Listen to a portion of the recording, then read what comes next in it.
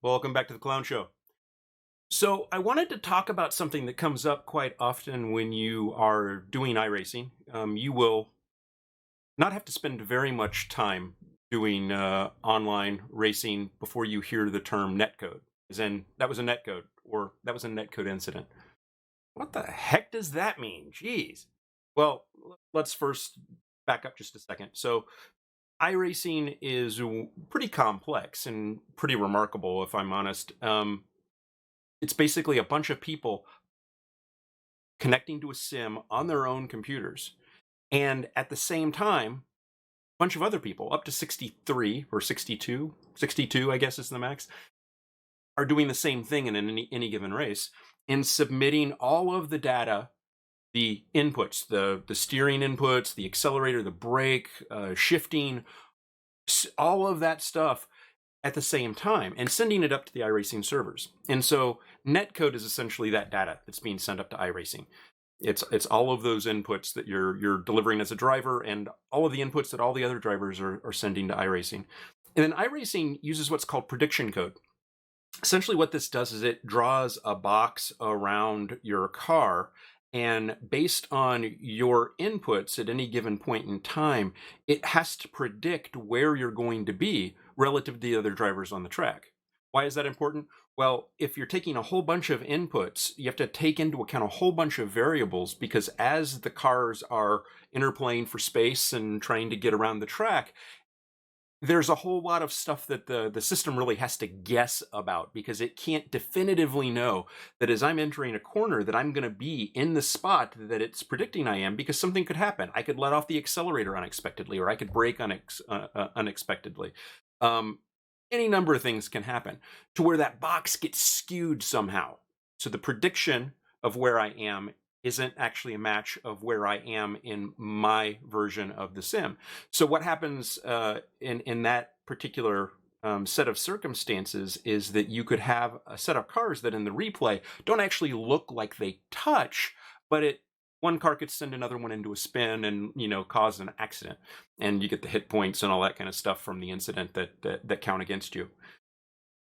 How does that happen? Well, let me just back up just a second. The reason why this came up in the first place is that last night I was in, it was the first lap, and it was turn 6, coming into turn 7, and I got rotated.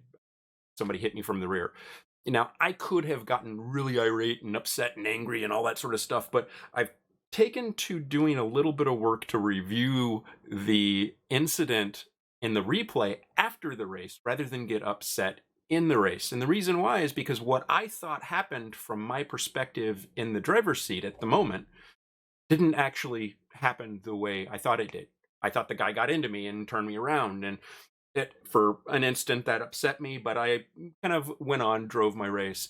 And looking back at the replay, it was a netcode or a netcode incident to where the predictive algorithm just predicted wrong. Let's have a look. So here I am, I'm coming into the turn, about ready to make my next turn, and boom! Oh no, what just happened? Really easy to assume the worst, right? Yeah, boo is right. So here it is in reality. So you see, if we slow it down a little bit, we see Steven coming into me. You see, we don't actually touch. He comes in a little hot, maybe, okay, whatever. But he doesn't actually touch me. And this is, again, back to that whole prediction code that we were talking about. When we talk about the prediction code, we talk about a box being drawn around my car. And this box got skewed. And so in this instance, he actually touched the box, not my car, and I spun. So that's what happened. Nobody's fault, just a netcode incident, or racing incident if you want. So, okay. The other term you hear a lot about, and it's kind of funny, is you'll hear somebody say that you're blinking. And last night there were a couple of incidents of that. Race control alerted a car that they were blinking, that if they didn't get it under control, they needed to pit, and then when they pit, they just wait it out. It's usually related to network connectivity issues. iRacing actually officially calls this a continuity issue.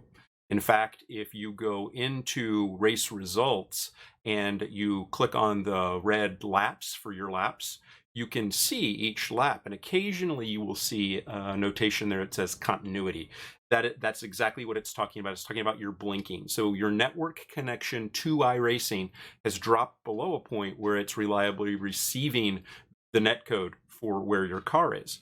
So when that happens, it's kind of fun.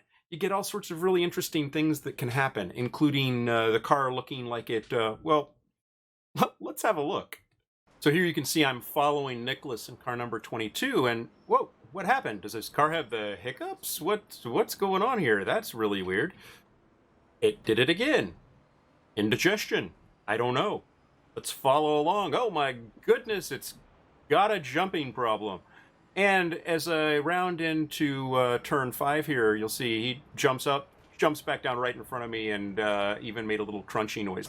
And from outside the car, you can see what caused the noise was actually him landing in front of me. Well, now you have an understanding of what netcode is, what prediction code does, and have a better understanding of incontinence. I mean, discontinuity blinking. Hopefully this has been informative for you and that you've enjoyed it. And if not, then you didn't watch it and you don't care, which would make me sad. So those of you that are here, thank you, and have a great rest of your day. Bye now.